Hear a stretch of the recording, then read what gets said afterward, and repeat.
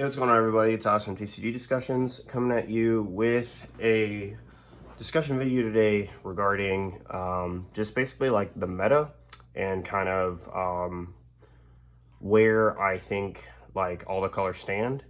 And just so you guys can look forward to it, my plans for another discussion, probably following this video, are going to be about the ban list. What I think needs to be hit, what I think doesn't need to be hit, and then in-depth discussions about basically like the colors. So, and where we're at before Zenkai. I have no idea where we'll be at after Zenkai at all, because I think that Zenkai is such a defining mechanic that it's really going to shake up a lot of things. And I have some like kind of concerns with Zenkai, especially like Zenkai strategies. That I think are going to be good for the game, and things that I think need to be like addressed. So without further ado, let's get into this video so we can get to the next ones. Starting off with, just a general discussion about like the colors and the format, kind of like where everything is. I think that right now we are kind of in like a very free-for-all meta. I think the strongest color is yellow, followed by probably red, and then blue. Red and blue kind of flip off. I feel like red is a more solid choice, like especially if you're like talking about U7, but that like blue is blue, right? So that like it's kind of, I don't know, it's kind of like difficult. So kind of difficult to gauge. So I think like red and blue are kind of like right there. And then I think that, going down the list, it's probably green then black. Black is just really hard to play right now. And I know a lot of people have been asking about a Dark Brawly update. I have been working on that like a madman. You have no idea. I've been spitballing ideas because like what I've been really trying to do, I guess we'll start with black just because like it's kind of the easiest color to talk about. But as it pertains to like Dark Brawly specifically, before I get to that, is that like the problem with Dark Brawly, I think, is that his Awaken doesn't untap any energy. If he untapped energy, I think it would be a little bit different. I really look forward and hope that in the future, sometime soon, that they make a reboot leader of him if they don't plan on uneroding like the 30k effect. Because as it stands right now, there are several problems with Dark Brawly, and I think that like Dark Brawly among all the black decks as a leader suffers from what I think black's primary problem is, and that is a defense. I think part of the issue that we run into when we, talk about Dark Brawly as a deck is that while it produces very powerful cards, I've said this time and time again on why Dark Brawly in particular didn't need to be nerfed and why it was like a really good position deck in the meta. I totally understand the idea of like errating like the 30Ks, but like the whole leader errata just doesn't make sense. It just basically makes the leader's like game plan very moot, because like you could definitely see, right, an area where because of that zero cost tribute effect, you would run more zero cost 30Ks, which would allow you to basically broaden the horizons of the deck itself. But now you basically have to run a whole bunch of Overwhelm cards, which is fine because we have like the Demigod Unison, right? But that's still another card we have to rely on that's like not the engine itself or just what the engine naturally does. And that puts us sometimes in an awkward position because now all of our cards cost energy. And I'm not saying they shouldn't. Like a card that warps a card in your hand and a card out of your drop area and it's 30k probably shouldn't be played for free. And while I completely agree to that, the issue is that it just kind of creates problems with your energy manipulation, especially since like you don't have any energy manipulation outside of Assault from the Skies, which is one of my favorite cards now to play in Dark Brawly. In fact, I think it's better probably right now than playing Demigra. But on to black as a color. I think Gogeta Xeno is obviously still a relevant deck. I think that Xeno Super Saiyan God Trunks is a relevant deck. I think that Toa is a relevant deck. I think that Finn is definitely a relevant deck, especially with it. Like, I think Finn is probably, like, right now one of the most underplayed decks in the meta. So yeah, I think that there's, in a very broad sense, there is just a lot, and I mean a lot, that you can quote unquote do to the meta, and that you can, you know, have in black. You can be aggro with Gogeta Xeno. You can get free play with like Vegeks or Dark Black Power Saiyan. Both of those I think are pretty unexplored territories. That the new Mass Saiyan reboot just topped recently. I think that black has a place. It's just very awkward because basically your defensive game plan, as I've mentioned in previous videos, is just clearly not as good as everyone else's. So, like, you really struggle on the defensive end unless you play a card like Oceanus, which is all fine and dandy, except for the fact that it costs 2 energy, which in black is extremely expensive.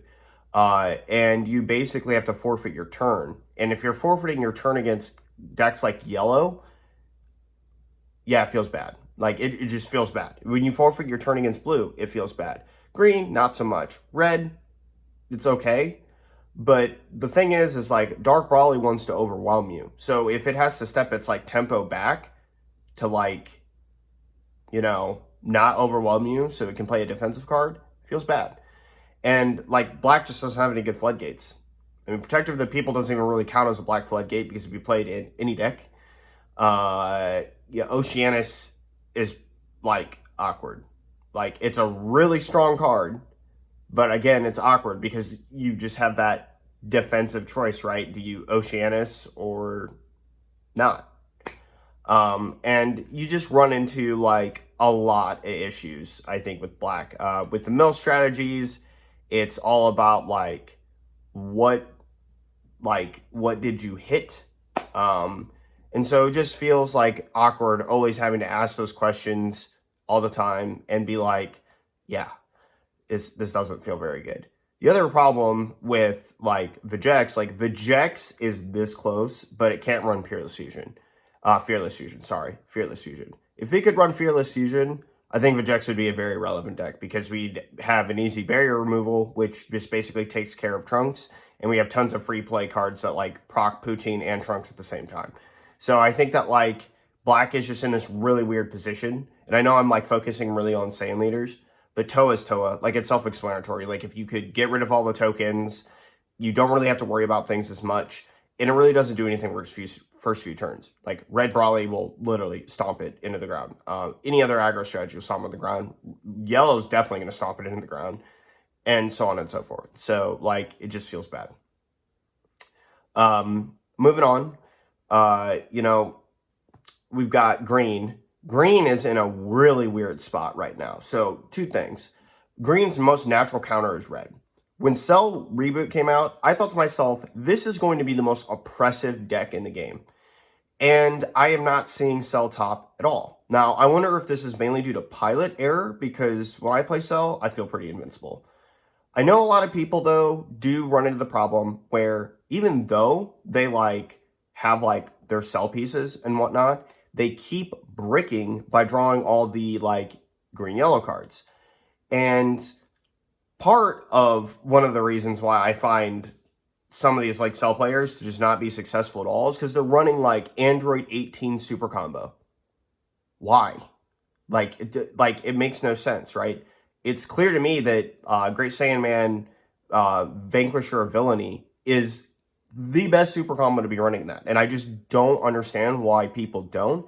You bottom deck your 4-drop and then draw more cards with your Unison. It just makes no sense. And then to top that off, if that, like, wasn't, like, apparently, like, important enough for people, they always end up, like, charging their 4-drops underneath their leader. And I'm just like, that is abysmal. Like, I feel bad for you. Like, you might need to look at your, like, deck spacing, and if, like, that's really what you're talking about committing to. So I don't know. I do know though that like red hard counters it by minusing the cell, and that is part of the problem, right? And I know that you can adjust in cell by playing basically like the 4 drops only and not really like going into the 8 drop and then just relying on flooding your opponent. And I've got great news for you. If they're only attacking your unison to kill it, they're not killing your leader. So like you basically have to play kind of like a straight-laced game. And even then, like it's not like unwinnable, right? Because even if they do minus your stuff, charismatic is extremely annoying to red early. Like extremely annoying. Like, if you get your unison established and you draw multiple charismatic villains, U7 is a very sad deck, okay? It does get value out of killing your charismatics with, like, the Goku, and it also gets value out of, you know, having the ability to play multiple 1-drops and, you know, sucking up your charismatics with the baby unison. But, and this is a serious but, there are lots of things that you can kind of do in Cell to mitigate that. So, like, if you charismatic on your turn, when they like go to respond, and you have like your barrier cards up, so right, because they're not hitting it. I mean, they can play Cease to Exist, which that's a whole different issue. But you have that, you know, for game 1. It's generally a side card. And you can then maybe use Zamasu, right, as like a alternate form of one-hand destruction, but a card that they can't suck up with the baby unison. They can't target your 4 drops. And you have that permanent 5-drop on the board for your cell later. Also, it's extremely difficult for them to answer the cell, right? You know, U7 can still play the game, you know, with no hand, right? They can just add their SCR back. So if you're not winning on that turn, it's kind of losing. But the thing about it is that, like, if the 7-drop and the unison resolve, you reduce them to 0 and Cell Xeno is played, the odds that they win the game are very slim to none. They pretty much auto-die. Like, and so there's that. GT has plenty of cards, including the 4-drop Goku that just straight minus the Cell 20k that, you know, pose a lot of threats. And then difference of status exists. So, like, yeah, it feels bad. Like, you basically, in that matchup, can't do anything really to it either. And that's just where, like, Cell's coming from. As for blue, unless they get a unison established, you really don't care because, you know, Godzilling's a thing. But the thing about it is that, like, even in blue, the blue still struggles against Cell because, like, it's one of those things where, like, your Boo unison doesn't really matter if I have 2 8-drop cells on board already. Like, I can just kill your unison unless you, like, fled me, which is fair, but then, like, focus breakthrough exists. So, like, if you try to flood and they focus breakthrough you, you're going to feel really sad. The other thing about Cell is that, like, it can either use all its energy and be fine because of dormant, and then, like, basically not use any of it, and then have it up for, like, focus breakthrough and everything else. So it's like one of those up in the air kind of things. Yellow, I think that Cell, outside of barrier cards, which obviously Trunks Cheetah being the best deck is kind of problematic. I seriously do think, though, that, like, Cell has somewhat of a relevant easy time against it.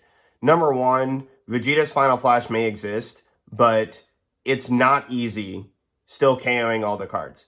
You still have to deal with Dormant, which I realize Cooler exists, which is one of the things we'll get to, which is why Yellow is probably the best deck in the game. But the problem is that, like, it's still not easy to kill Cell, right? One, even if you do Cooler, they still have multiple multiple 8-drop blockers. And again, Gohan as like a finisher, if you Cooler, like, let's say you activate Gohan -4, you do your board wipe nonsense, whatever. You then go into swing, you activate Dormant, they activate, you know, Cooler because they have multiple energy. And then all of a sudden, like, they swing for that 1 damage, 1 homicidal clone stops the Gohan. And so, like, it feels super bad, right? It even feels bad if they homicidal clones the first attack on the Gohan and you don't Cooler it. So, like, it's super awkward. Now, I'm not saying that there's not more to come after that, right? Obviously, Yellow has lots of things it can do. But the point is that, like, even if you cooler it, they still have the cells. And yellow does not, like, yellow already has a tough time answering 1-drops that are annoying. It's not going to be able to answer an 8-drop that's annoying well either. So it's, especially that it has its protection like it does. So it's just one of those things where, like, it's kind of a toss-up and kind of can go, like, either way, but it's more favored for cell. Moving on from cell, though, to green, cooler. The problem with cooler is this. You mainly get a lot of value out of 2 things. The Golem Frieza Unison and the fact that you have hand destruction. Now, I do realize that the multiple charismatics, so like the Unison charismatic and then charismatic itself, are very, very powerful effects. In fact, that's very, very, very, very annoying against red. Red does not have a fun time playing against cooler. It's one of those things where, like, it's like Dabura or die. But that is the main issue. The main issue is that the best color in the game is yellow, and yellow has like 1,000 ways to answer hand destruction. Number 1, Trunks Vegeta draws way too many cards. Number 2, Trunks Vegeta can also play Dabura, and also can play the Gohan that free plays. So, like, that free play Gohan essentially means that you gave them more combo power and another card in their hand, which is not good. It's really just not good. So it's one of those things where, like, I don't know. Cooler just doesn't have it. But what I will say is that Unisons are extremely powerful right now. They're probably the most powerful that they've ever been, and we probably need a counter to them at some point. Because, like, where we're going right now, especially with, like, into Zenkai set, with some of the Unisons that I'm seeing, I'm thinking to myself, like, if we don't get a counterplay for Unison soon, because I realize that's what Zamasu was, but if we don't get a counterplay for Unison soon, we are going to be in for a very, very long haul. And I think Justin Rios' most topping list of Dripku kind of proves that. That deck had like 20 Unisons in it, and that leader doesn't even gain anything by sacking off Unisons. Like, it does, like, if they're all in your hand and that's all you have, you're kind of screwed, right? Like, I mean, play your Unisons or not. Now, there is some filter that he has with that, and I think that, like, the Trunks Gohan engine is really, really good for that. But my point is that, like, Gohan is a menace. You know, Golden Frieza is really, really good. You know, Red Vegito for Bulma is really strong. Baby is really strong. Boo Unison's really strong. And we really don't have anything to answer it other than devote aggression to this, and then I'm going to flood you, right? And I'll talk about that here in, like, a minute, because, like, I think the game is gotten to a point where we need to really kind of address floodgates, period. I think that, like, there are decks that are just completely outclassed because of floodgates, and it feels really stupid and bad that that's what we have to deal with. Moving on to blue. Blue comes into third for me for 2 reasons. Now, I'm not saying blue can't win. Obviously, it can. If you have the right baby player, the right SS3 player, whatnot, it can win. SS4 Vegeta, whatever, it can win. And SS4 Vegeta gets way more dumb with that new SCR coming out. I really didn't think about it, but, like, in SS4, that's probably going to be better than Hatch. But I'll get to that in a second.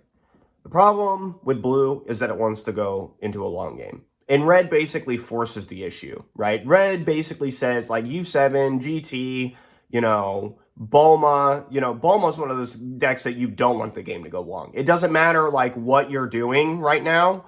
You're just going to get burned to death. And to top it off, it's not going to matter. Like, they have so much defense, it's not going to matter. We almost have to ban. I'll talk about that when I get to my ban list for the colors. But, like, there's cards in Bulma that are just so inherently broken with how that leader works that, like, yeah. But it's one of those things where, like, red just, again, coming up as being one of the best counters to it. U7 in particular, and I'm, like, trying to, like, wrap my brain around this. So, like, it might be the fact that U7 just mills a lot of cards. I don't know. I don't know. But U7 gets to play these 1-drops that have just immense value, that just translate straight into a very good winning strategy, coupled with a Unison that actually is super broken. And then counterplays, like free counterplays, man, like so good. And then it just messes with you because like everything they're playing basically minuses your cards, sometimes ignoring barrier, thanks Vegeta. And it creates a very difficult dynamic to play against because it's actually just straight oppressive. We might even need to see a ban list adjustment to U7 because of it. Like, it's honestly that bad. Because, like, the thing is, with red minusing a card, and this is something else, minusing a card might be the most broken way to handle a card in the game. Because even if it had a protection effect on it, it doesn't matter because game mechanic will kill the card, which is something that none of the other colors can say. Like, even if I have a straight removal to sell, like, right, I play like 6-drop Brawly, warp the 8-drop sell, and they just say remove 2 cards underneath it. Then I still have to deal with that blocker. But red, minus 20k to it, which is extremely easy for it to do, or make it so that its block is very bad, right? And it's going to die anyway. Because investing into saving it would not be really worth it at that point, especially when you could probably just easily replay it again on the next turn. It just basically is the best form of removal in the game, really, because it's guaranteed. It's guaranteed one way or the other. Like, either the card dies because it dies, or it dies by mechanic because you can't save it, because it's dying by mechanic. And it's one of those things where, like, they might have to adjust that for red, like, you know, or whatever. I almost wish that, like, because a battle card's power is reduced to 0, it didn't die by mechanic. But then it could lead to some really stupid stuff. So, like, if it said, like, if this card's, and then, like, if it said if this, card's power is reduced to 0, then KO it, on, like, effects, right, themselves, like the minus effects themselves. That would kind of maybe help balance it. But, like, red's removal is just actually obscene right now. And U7 getting to play, like, 2 counterplays in the same counter window, draw a card and minus something 35k and another card 20k is really, really menacing. So it's, like, one of those things where, like, what do you do? Like what are we going to do? Blue as a whole, I mean, like, it kind of just doesn't matter. Like, red really just kind of doesn't care. You know, I keep talking about U7 because it's honestly broken. There aren't really other many red decks in the game right now. Zenkai there will be, but there aren't any, like, other meta-relevant decks besides GT. But the fact that, like, it can just play a 17 and, like, force your Boo Unison to bottom deck it for 1 energy right away, and then, like, play a Frieza, right? And then just swing twice into that. And then, like, Baby Unison just, like, kills your Boo Unison. Feels pretty bad. Now, you can flood them, but then, like, Vegeta Resolve Renewed exists. Or, like, a whole other thing. And then they, like, have Baby and counter and whatnot and all this other stuff. So, yeah. It feels pretty bad. So, I don't know. We'll have to see. But blue's kind of, like, in that, like, 3rd position of colors that could go up or down depending on, like, player and deck and then, like, their matchups. Because, like, there are, like, especially, like, blue right now, like, it's very control heavy, minus Gamma, which Gamma does kind of, like, put on the aggression, but I feel Gamma kind of sucks. Like, I don't really understand why, like, Gamma tops. It doesn't make any sense to me. I feel like literally certain decks just outright blow out the deck, right? Aggressive strategies blow it out. Red definitely blows it out. Any deck that plays Dark Black Master Hand blows it out. And there's just tons of hard counters. Like blue, for example, like even blue itself. Great Sandman, the barrier blocker, deflect card, just outright destroys Cell and just makes everything that they're doing useless. So, yeah. Feels bad. Then moving on, we have the second best color, in my opinion, in the game, and that is red. Red is just so solid right now. The top 2 decks just do what they do very efficiently, very well. The problem with GT is its lack of finishing power because it can't abuse the Sparking 20 of the Vegeta SCR as easily. It is problematic. I will say though, I think that Red Brawly is an incredibly slept on deck. My wife and I own Red Brawly, okay? It's the deck she plays every time. I played Trunks Vegeta last night against it. I got stomped twice in a row. You basically, for the first 3 or 4 turns, cannot tap out. And it doesn't really matter like what you're trying to do, because the leader's ability to just inherently search Beerus Ball is such a problem to like your deck strategy. So like, yeah, feels bad. Feels really bad. And then moving on, you know, not a whole lot to say. But like, yeah, I feel that like Red honestly just has so many great tools. And like, you know, and to hype up Red Brawly a little bit more, I think that Red Brawly being able to put multiple 30Ks, like for example, this is one of the reasons why like the Trunks blocker like just doesn't even matter if you establish your turn 2. It's actually useless. One, you're gonna take damage. It's probably gonna be crit. But the thing is that like early, Trunks doesn't generate enough hand advantage at all to like really compensate for like any amount of getting 5 cards ripped out of your hand. Just doesn't. Like, if they can turn 3 play the 6-drop, you're screwed. If they play the Brawly SCR, you've auto lost. There's almost nothing you can do, like, at all. That's like Final Flash that card or die. Like, that's it. And even then, you're not killing the leader. Like, Final Flash that card on your turn to have a turn that if you don't get rid of that card, you lose.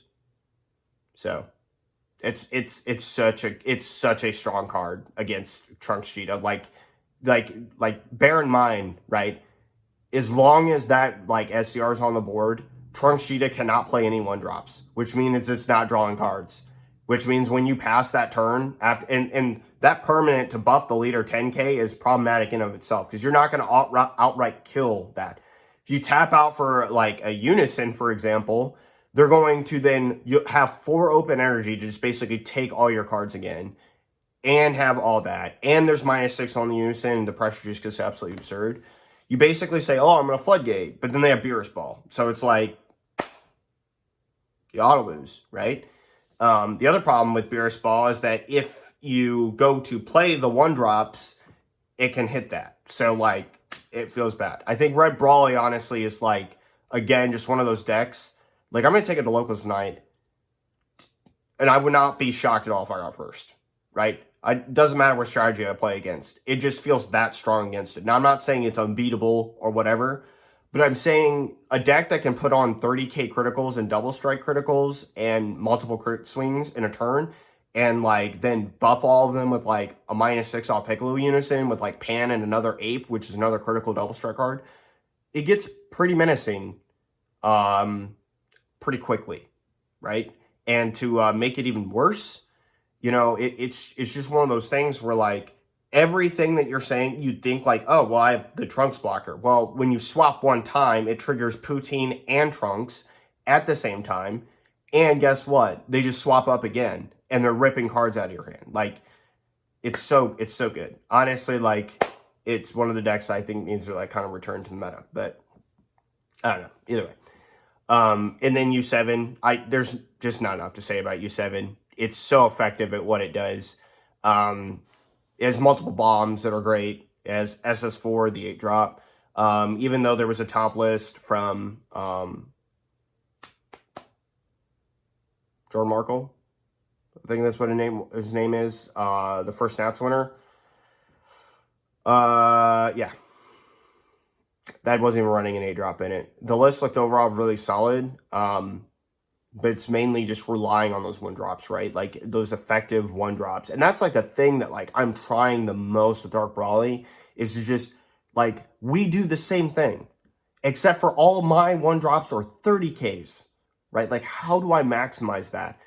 But I do know what the issue is, and we'll talk about that later. And then finally, the best color is yellow. To me, honestly, personally, it's not really close. Yellow has so many tools to make every other color's matchups so problematic. If you're playing against blue, Absolute Annihilation is so stinking strong that baby's crying. Half of your deck is sad. Even Invoker is like, yeah, what do we do? That's kind of important. Slug outright denies a whole host of decks its advantage, and what it can do. So that's a thing. Then there's Trunks Jita, which just everything has barrier, right? I almost want to dedicate an entire deck to just Trunks Jita and other good barrier cards like Absolute Annihilation, Slug, and say F the Unisons and just run this all day and be like, hee hee, haha, good luck, and just play like a aggro / like control tempo deck. And Golden Frieza is really powerful. It's probably one of the most underrated yellow decks right now. I do know why it's problematic though. Like red just being able to minus the cards is kind of bad. Like U7 kind of counters are kind of hard. Then there's green just popping it with Charismatic, all your 1-drops and whatnot, the things you'd like to sack off. But I do think that Golden Frieza, like playing in an Absolute Annihilation for 1, when I put it that way, is pretty good. So like, and it can just do this. We can just keep having this conversation about anything. Like a Gohan Unison for 1 is really good. I can just keep repeating that. Cooler, Swift Retaliation Cooler for 1 is very good. And the more I repeat this, the easier it just becomes to understand that like Golden Frieza does have insane potential. It's just one of those things where like you have to like mitigate that in the matchup and like work around what's going on. So yeah. And then, finally there's Dripku. Dripku embodies the main reason why yellow is busted right now, and it's because it has the best Unisons. Yeah. Like, the Gohan Unison is the best Unison in the game. There's really no other way to put it. It comes in and it KOs every single card, ignoring barrier for the number of Unisons in your drop area. And while that is not very effective in Trunks Jita, it is ungodly effective in Dripku. It is ungodly effective in Dripku. Like, it's uncanny how effective that is. And depending on like how many cards are in rest mode, that could be your whole board. And it doesn't matter ignoring barrier, which is ridiculous. Obviously, this past weekend at Gen Con, there was somebody who topped with Turles. And it's pretty good. Goku Black is also a very good leader. It's still one of the like decks that I feel is slept on. It does get hard countered by red very easily. But also at the same time, against every other color, you're pretty much winning. It feels that kind of free, right? When you have an indestructible blocker that just draws you cards, like you can't really lose. You also get the added advantage of playing blue yellow basically for free. So it's like really, really good. Like really strong. Yeah. Which blue yellow is just one of the strongest combinations right now. And that deck plays it the best. No doubt. No holds barred. Easily. The best. And then, yeah. Also, another huge factor that makes like yellow broken is the Gohan Piccolo SCR. It is good. It is really good. It is so good. It is so strong that I got one. Okay. I got one out of my case and then I was like, that might have been a mistake. I might need to pick another one up, and I did. It's definitely like one of the, it's honestly insane. Its ability to just like outright like be 30,000. Like you turn a Frieza army token into a 40k swing. It's pretty good. So that pretty much wraps it up for my colors. Next, we're probably going to do ban list discussions, and we're probably going to do this in multiple parts because there's lots of things that I need to talk about with the cards that I want banned and meta implications.